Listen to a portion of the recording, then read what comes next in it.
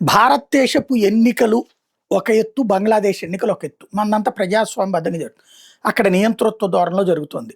America పంపించినటువంటి ఒక వాళ్ళ శునకం అక్కడ అధికారంలో కూర్చుని జరిపించిన ఎన్నికలు. భారతదేశానికి వ్యతిరేకంగా చేసిన కుట్రలో భాగంగా హసీనాని అక్కడి నుంచి తరిమేశారు. సేమ్ టైం జమాత్ పార్టీని తీసుకొచ్చి నెత్తిన పెట్టుకోవాలనుకున్నారు. కాకపోతే జమాత్ని అక్కడ హసీనా పార్టీ లేదు కాబట్టి కనీసం ప్రతిపక్ష స్థానానికి దగ్గరలోకి వచ్చింది. లేకపోతే అది కూడా ఉండేది కాదు. అక్కడ ఉన్నటువంటి బంగ్లాదేశ్ నేషనలిస్ట్ పార్టీ జియా వాళ్ళ పార్టీ ఇప్పుడు అధికారులకు 2/3 మెజార్టీతో వచ్చింది. పబ్లిక్ అక్కడ హిందువులు ఇంతకుముందు హసీనా పార్టీని అవామీ లీగ్ని నెత్తిన పెట్టుకున్నోళ్ళు అక్కడ ఇప్పుడు బంగ్లాదేశ్ నేషనలిస్ట్ పార్టీని దగ్గర పెట్టుకున్నారు, నెత్తిన పెట్టుకున్నారు. బీజేపీ ఓ రకంగా మోడీ వాళ్ళకి కంగ్రాట్స్ చెప్పడం, వాళ్ళు ఇప్పుడు మోడీని అభినందించడం, ఇదంతా స్పష్టంగా కనబడుతుంది.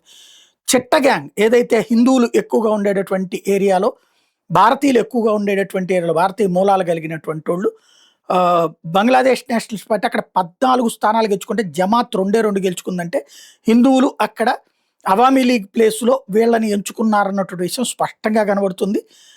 ఎట్ ద సేమ్ టైం మరికొన్ని కాన్సెప్టులు చూసుకుంటున్నప్పుడు బంగ్లాదేశ్లో జరిగిన హిందూ క్యాండిడేట్ ఎవరైతే Jayeshwar Chandra Roy Bangladesh nationalist party BNP తరపున పోటీ చేస్తే ల్యాండ్ స్లైడ్ విక్టరీ వచ్చింది. ఢాకా 3లో జరిగినటువంటి ఈ పోటీలో దాదాపుగా 1,00,000 ఓట్ల తేడాతో విజయం సాధించినటువంటిది. అంటే హిందువులు చాలా కసిగా అక్కడ ఓటేశారన్నటువంటి విషయం స్పష్టంగా కనబడుతుంది. మరొక వైపున ప్రమాదకరమైన అంశం ఏంటంటే మన బెంగాల్కి ఆనుకుని ఉన్నటువంటి బంగ్లాదేశీ బార్డర్ ప్రాంతాల్లో మాత్రం జమాత్ పార్టీ ఘన విజయం సాధించింది.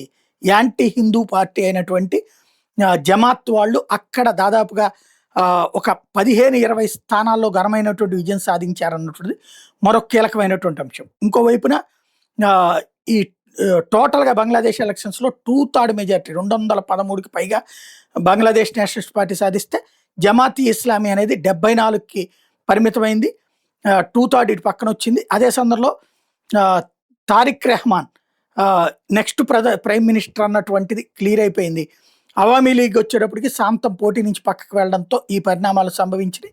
రాబోయేటటువంటి రోజుల్లో ఈ పరిణామాలన్నీ కూడా ఎటువైపుకి దారితీస్తాయి అంటే భారత్ పట్ల అనుకూలత ఉంటుంది. సేమ్ టైం ఆ దుర్మార్గుడు వ్యవహారాలని పక్కకు పంపిస్తారా లేదా అన్నది చూడాల్సి ఉంది.